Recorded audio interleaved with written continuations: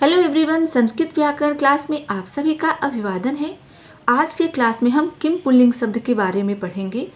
किम का प्रयोग कहाँ करते हैं, तो चलिए शुरू करते हैं आज का क्लास। सबसे पहले एक उदाहरण देखते हैं। हमने यहाँ उदाहरण लिया है सह बालकः। वह बालक है, लड़का है। बालक पुल्लिंग है। इसे अगर प्रश्न बनाना हो, इस वाक्य से हमें प्रश्न बनाना हो तो हम पूछेंगे वह कौन है। बालक पुल्लिंग है तो कौन शब्द जो प्रयोग होगा उसके लिए भी ये पुल्लिंग यूज होगा, पुल्लिंग प्रयोग करेंगे कह। यहाँ अगर लड़की होती तो यहाँ पर कह नहीं प्रयोग होता, वहाँ पर का प्रयोग होगा। वो हम स्त्रीलिंग में किम का प्रयोग देखेंगे तब जानेंगे। तो किम पुल्लिंग का अर्थ पुल्लिंग में कौन, स्त्रीलिंग में कौन और नपुंसक लिंग में क्या के लिए होता है। तो कर्ता के अनुसार विभक्ति का प्रयोग करते हुए वाक्य में कैसे प्रयोग करते हैं हम देख लेते हैं। किम का प्रथमा विभक्ति में कह, कऊ, के, ये कर्ता कारक के लिए है। कर्ता कारक प्रथमा विभक्ति प्रयोग होता है। किसी भी वाक्य में अगर ने लिखा हो, जैसे बालक ने ये किया, तो वहाँ पर कह होगा। किसने किया, कह होगा। दो बालकों ने किया तो कौ, और बहुत सारे ने किया तो के। तो जहाँ पर वाक्य में ने है या साधारणतया वह बालक है, वह लड़की है, वहाँ पर ने नहीं है, फिर भी वहाँ पर प्रथमा विभक्ति प्रयोग में आता है। द्वितीय विभक्ति का प्रयोग कहाँ होता है, जहाँ वाक्य में को हो। बालक को, उसको, लड़की को, जहाँ पर को हो। वाक्य में कर्म कारक जहाँ हो वहाँ द्वितीय विभक्ति का प्रयोग होता है। द्वितीय विभक्ति कर्म कारक और चिन्ह को। वाक्य में को है तो हमें प्रश्न निर्माण में कम का प्रयोग करना है। उसने बालक को ये दिया, प्रश्न बनेगा किसको दिया, तो बालक पुल्लिंग है तो किसको के लिए हमें किम पुल्लिंग में द्वितीय विभक्ति का प्रयोग करना है, कम का प्रयोग करना है। दो के लिए कौ और बहुत सारे के लिए कान। वाक्य में हमें ये देखना है कि को लिखा है। तृतीय विभक्ति का प्रयोग हम कहाँ करते हैं देख लेंगे। तृतीय विभक्ति का प्रयोग करण कारक के लिए करते हैं, जहाँ पर वाक्य में के द्वारा और से हो। यहाँ केन, काभ्याम, कै, जहाँ पर हो कि बालक के द्वारा ये काम हुआ या उसके द्वारा ये काम हुआ और वो पुल्लिंग है। अगर हम प्रश्न निर्माण करते हैं और ऐसे है कि किससे ये काम हुआ, किसके द्वारा हुआ, तो वहाँ पर ये अगर एक वचन में है तो केन, द्विवचन में है तो काभ्याम और बहुवचन में है तो कै है।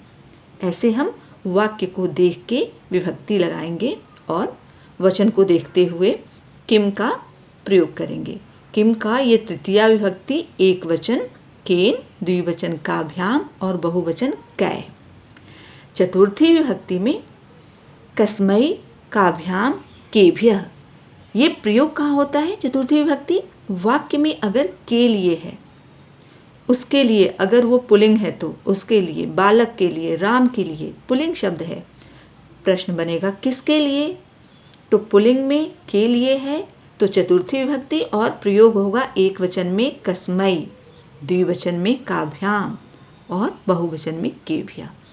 प्रश्न निर्माण में जहाँ पर के लिए हो उसके लिए हम चतुर्थी विभक्ति का प्रयोग करते हैं। पंचमी विभक्ति में कस्मात्, काभ्याम, केभ्यः। कस्मात् से अलग, ये अपादान कारक है। अपादान कारक का चिन्ह है से अलग। से यहाँ पर भी है और से यहाँ पर भी है, पर दोनों में अंतर है।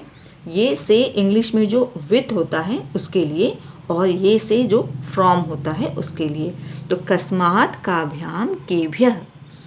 कस्मात् का प्रयोग एक वचन के लिए, अगर वाक्य में है कि बालक से हमने ये लिया, वहाँ से कोई चीज़ अलग हो रहा है, तो एक वचन है तो कस्मात्, द्विवचन है तो काभ्याम, बहुवचन है तो केभ्यः।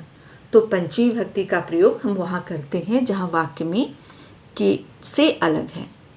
षष्ठी विभक्ति का प्रयोग हम कहाँ करते हैं देख लेंगे। षष्ठी विभक्ति का प्रयोग षष्ठी विभक्ति का प्रयोग कस्य कयोः केषां। कस्य एक वचन के लिए अगर वाक्य में है कि बालक का, उसका, पुल्लिंग है कोई, तो वहाँ पर कस्य अगर एक वचन में है तो कस्य, दो के लिए कयोः और बहुत सारे के लिए केषां। यहाँ पर इसका संबंध कारक नहीं है लेकिन विभक्ति षष्ठी लगती है। यहाँ पर वाक्य में मेरा, अपना ऐसा भी हो तो हमें षष्ठी विभक्ति का प्रयोग। मेरा घर है, अगर वो मेरा जो भी बोलने वाला पुल्लिंग है तो प्रश्न बनेगा, प्रश्न में किसका घर है, तो वहाँ पर कस्य है। तो वाक्य में किसका जहाँ लिखना हो प्रश्नवाचक बनाने के लिए वहाँ पर कस्य का प्रयोग होता है एक वचन में। कस्य कयोः केषां, द्विवचन और बहुवचन। सप्तमी विभक्ति अधिकरण कारक। सप्तमी विभक्ति अधिकरण कारक भी उसका चिन्ह है में और पर। वाक्य में जहाँ पर में लिखा हो उस पर ये चीज़ है, उसमें ये है और वो पुल्लिंग है तो वहाँ पर कस्मिन का प्रयोग होता है। वाक्य बनाने के समय जब प्रश्नवाचक वाक्य बनाते हैं तो कस्मिन कयोः केषु, एक के लिए कस्मिन, दो के लिए कयोः और बहुत सारे के लिए केषु। तो प्रश्न निर्माण में हमें सबसे पहले ये देखना है कि स्त्रीलिंग है, पुल्लिंग है या नपुंसक लिंग का हमारा कर्ता है। दूसरा, वो एक वचन में है, द्विवचन में है या बहुवचन में है। ये देखने के बाद हम कारक जान लेंगे कि यहाँ पर ने है, को है, के द्वारा है। ये कारक का चिन्ह देख के हम वैसे विभक्ति का प्रयोग करेंगे और प्रश्न निर्माण करेंगे। तो इस तरह से हम किम पुल्लिंग का रूप याद करके उसको वाक्यों में प्रयोग कर सकते हैं। आगे के क्लास में हम किम स्त्रीलिंग का रूप समझेंगे और उसका वाक्यों में प्रयोग समझेंगे। तो उम्मीद करती हूँ कि आज जो कुछ भी हम पढ़े हैं आपको अच्छे से समझ में आया होगा। अगर आपको और भी आगे इन्फॉर्मेटिव वीडियो देखनी है तो हमारे चैनल को लाइक कीजिए, सब्सक्राइब कीजिए और शेयर कीजिए। Thank you.